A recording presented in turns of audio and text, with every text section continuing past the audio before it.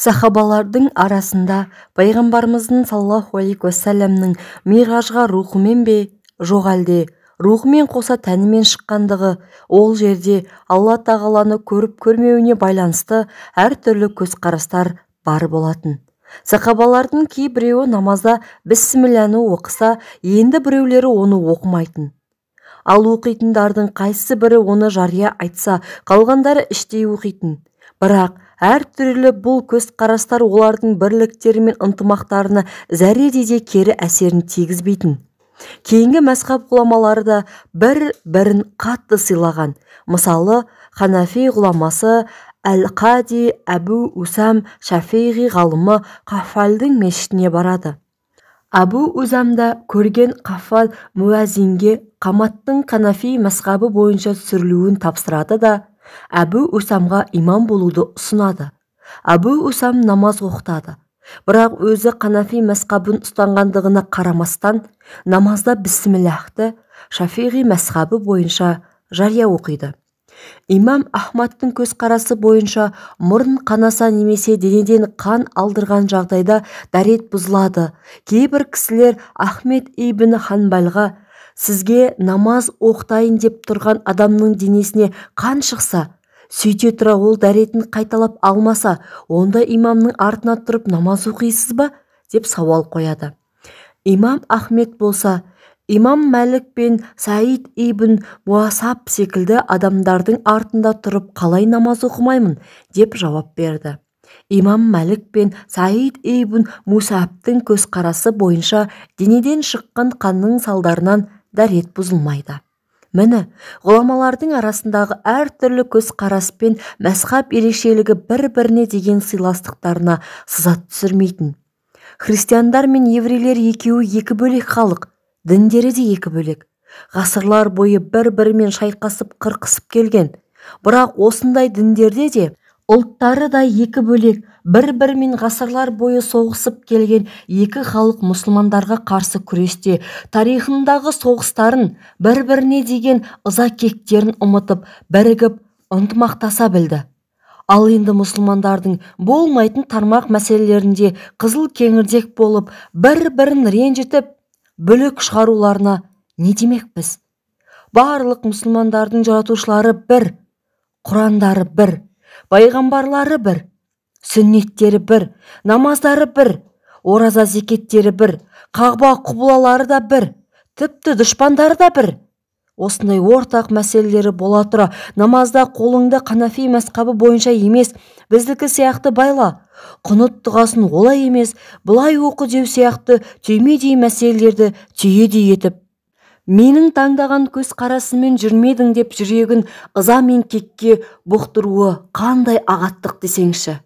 Өз басым, намазда фатихадан кейін әминді іштей айту дұрыс емес, жария айту керек. Намазда қолды бір-ақ рет емес, рухуққа бара жатқанда және қайтқан кезде де көтеру керек деп, намазын енді оқып жүрген діни сауаты төмен жандардың басын қатырып, қоғамда бүлік шығарып жүрген адамдарға қатты налимын. Себебі мұндай адамдардың көтеріп жүрген бұл мәселелері ислам дінінің негізгі мәселелері емес. Бұған қоса, Ханафи мәзһабы бұл үкімдерді түс көріп түсінген жоқ, қиялға салып, ойдан шығармады. Барлық мәселеге Құран мен сүннеттен дәлел бар. Олай болса, халықтың ғасырлар бойы ұстанған мәзһабын жамандап, жаңа мәзһабты тықпылауға тырысудың, жұрттың басын қатырып, шатастырудың, ел ішіне ірткі салудан өзге қандай пайдасы бар? 40 жыл тынымсыз күрестің нәтижесінде халыққа әминді жария айтқызып, үтірді бір рәкат оқытсақ, халқымыздың дүниелік барлық мәселелері шешіліп, ақыретте бәрі жұмақтық бола ма? Жоқ әлде бұл мәселелер қабірде сұралып, ақыретте есеп беретін маңызды мәселелер ме екен? Құранның қай аятында, пайғамбарымыздың саллаллаху алейхи уассаламның қай хадисінде әминді жария оқымайтындар жұмаққа кірмейді, қолдарын көтермейтіндер қабірде азап шегет деген жері бар? Ал олай болмаса, біз күш қуатымызды қайда жұмсаудамыз?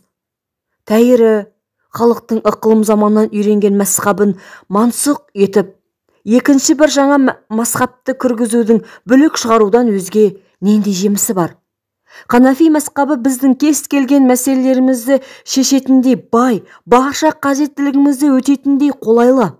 Себебі бұл мазхаб бүгін шыққан тегі жаңа ағым емес. Тарихы бар, сүйенген негізі бар. Бұл мазхабпен кезінде бірнеше ислами мемлекеттер, оның ішінде әсіресе 7 ғасырға жуық уақыт Осман халифаты басқарылған. Қазіргі таңда да әлем мұсылмандарының жартысына жуығы осы мазхабты ұстанады. Сондықтан Ханафи мазхабының сүннеттен дәлелі жоқ, болса да әлсіз деп оған ат үсті қарауға әсте болмайды. Біз бұл жерде басқа сүнни мазхабтарды қателесіп адасып жүр деуден де аулақпыз. Тек айтпағымыз, еліміздегі мұсылмандар ғасырлар бойы Ханафи мазхабын ұстанғандықтан халық арасындағы ауызбіршілікті сақтау, әрі енді намаздарын оқып үйреніп жүрген жердің ойын сан-саққа жүгіртпеу үшін халқымыздың үйреншікті мазхабын насихаттауымыз қажет. Шетелден келген келімсек миссионерлер руханиятқа аш, адал халқымыздың алайда арбап, бұлайда арбап қаракөз қандастарымыздың иманына қол сұғып жатқан мына заманда мұны тар түсінікке жол болсын. Жаһанданудың жалынымен жастарымыздың батысқа ес-түссіз еліктеп жатқан осынау сұрапыл заманда біз нені күйттеп жүрміз? Отбасы құрып, шаңырақ көтерген жастарымыздың үштен бірі бір жылға жетпей ажырасып тынуда. Нәтижесінде жесір қалған жас келіншектер, жетім қалған бесіктегі сәбилер, еңсесі түскен еркектер, арасы бұзылған құдалар. Жылына 200 мыңға жуық сәби ресми түрде қолдан түсік жасаудың құрбаны болып отыр. Ал оның ресми емес жағы бұл саннан әлде қайда көп екені тағы рас. Мұның бәрі халықтың шариғаттан шалыс кетіп, ғұрпымыздан қалыс кеткендігінің улы жемісі. Ал енді қоғамымызда мұндай проблемалар тұрғанда, бұлардың бәрін бір жаққа жинастырып қойып, әлгіндей ұсақ мәселелерді дау-дамайға айналдырып, қоғамның шырқын бұзған адамның ақылы мен парасатына күмәнім бар. Мұның мысалы, Меккеге қажылыққа барған Ханафи мазхабындағы бір мұсылманның қажылық міндеттерінің бәрін бір жаққа жинастырып қойып, намазда әминді жария айтатын басқа мазхабтағыларға, сендердің бұларың дұрыс емес, әминді іштен айту керек деп өзінше дәлелдеуге тырысып, бос әурешілікке түсіп жүрген өресі төмен сауатсыз адамнан да жаман. Құранда бірнеше жерде басшыларыңа бағыныңдар делінеді. Қазақстан мұсылмандары діни басқармасы отанымыздағы барша мұсылмандардың қара шаңырағы. Сондықтан ел бірлігін сақтап, түрлі бүлікке жол бермеу үшін жеріміздегі барша мұсылмандар Қазақстан мұсылмандар діни басқармасының берген пәтуаларын негізге алғаны жөн. Тарихта мұсылмандардың әлсіреулері, басқаларға жем болулары тек араларындағы ынтымақтың құлдырауынан болған. Испания, Құддыс, Вена, Бұхара секілді мұсылман орталықтары да осындай себептерден құлаған. Македониялық Ескендір Иран мен Иракты басып алғаннан кейін екі өлкенің халқын тегіс қырып тастағысы келеді. Алайда ұстазы Аристотель оған бұлай істеме, екі халықты жоқ етудің тиімді тәсілі араларына бүлік кіргізіп, бір-біріне айдап салу деген екен. Шынымен-ақ, екі елдің арасына ірткі салу арқылы екі мемлекетте қатты әлсіреген көрінеді. Міне, сондықтан енді ғана тәй-тәй басып, мұсылмандық шарттарын жаңадан үйреніп жүрген аз ғана халқымыздың арасында бәрінен бұрын бірлік пен ынтымаққа сөз түйіні. Ғибадатта негізгі мәселе сыртқы форма емес, құлшылық болғандықтан уақытымызды қолыңды алай байла, бұлай байла сияқты ұсақ-түйек нәрселерге кетірмей, тақуалыққа көркем мінезді болуға, жаратқанды көріп тұрғандай кәміл сеніммен ғибадат жасауға, халқымыздың иманына себеп болуға, жалпы еліміздің негізгі мұқтаж мәселелерін жұмсасақ, қандай жақсы. Бәлкім кейбір мұсылмандардың маңызды мәселелерін тастап, нәтижесінде ешқандай пайдасы жоқ осындай мәселелермен айналысуының арт жағында басқалардың саяси ойында бар шығар. Дей келе, мұсылмандарды қырағылыққа, парасаттылыққа үндейміз. Күш қуатымызды жаңа жол салуға жұмсағаннан гөрі, ақылым заманнан үйренген жолымызда жандандырып, халықты ізгілік пен имандылыққа, бірлік пен ынтымақтыққа шақырайық. Ассалаумағалейкум ва рахматуллахи ва баракатух. Дерек көздер Қайрат Жолдыбайұлының «Дін мен діл. Күрделі діни сауалдарға жауаптар» атты кітабының 1-ші томынан алынды.